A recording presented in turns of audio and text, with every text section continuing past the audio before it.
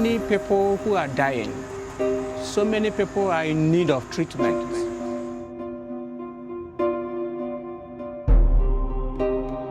We got interviewed by the press here, and they asked us to compare the healthcare state of the United States versus the healthcare system here. And my answer was that I didn't see a healthcare system here. When you look at the burden of disease here, there's just so much more than it is in the United States. In the United States, even if you're in the middle of like rural North Carolina, you can pick up your cell phone and call 911 and someone will come get you and give you help. And that does not exist in Nigeria.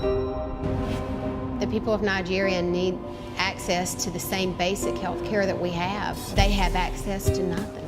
There's just not a health care system for the indigenous people here. I feel like there's an upper class and then there's poverty here. I had an awakening. People who are suffering and dying needlessly aren't some people on some late night infomercial, but are my cousins and aunts and uncles and friends of my father and my mother.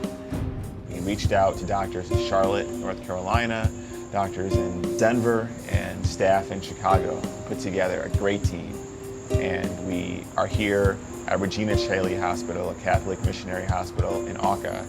And as I speak, the doctors are replacing hips and knees and really transforming lives. Everybody was surprised. Then where they work, not getting tired.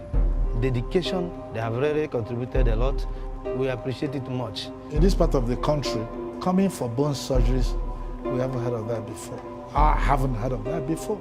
So this is the first of its kind.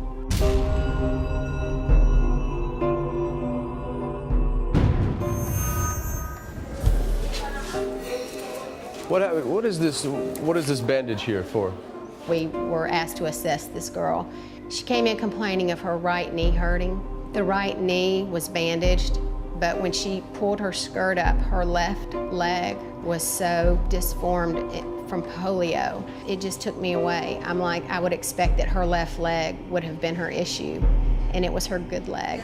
You don't see that in the U.S. That kind of deformity early as a kid would have been picked up and sent to the right person. Our major problem in Nigeria is the resources. We don't actually have the resources.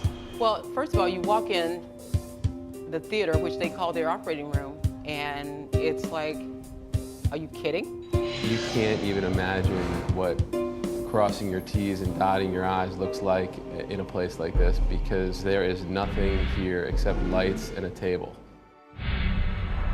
My father had told me about this dream of his, to build a world-class hospital back in Nigeria. When we have the Augustine Memorial Hospital built, we'll be able to expand our services beyond just orthopedics and extend care to those who can really ill afford it.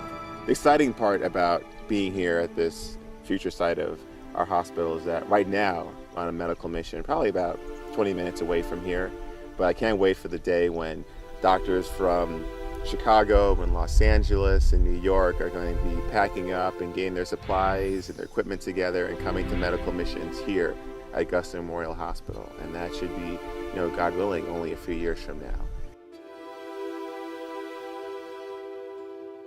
As we were planning the Augustine Memorial Hospital, we felt that there's a need to begin to show that we can help those who really cannot afford to pay for certain medical procedures. The fact that we've been able to offer surgery to people who have been limping around for years, some of them have been limping for up to 12 years, and have just yesterday had their surgery done.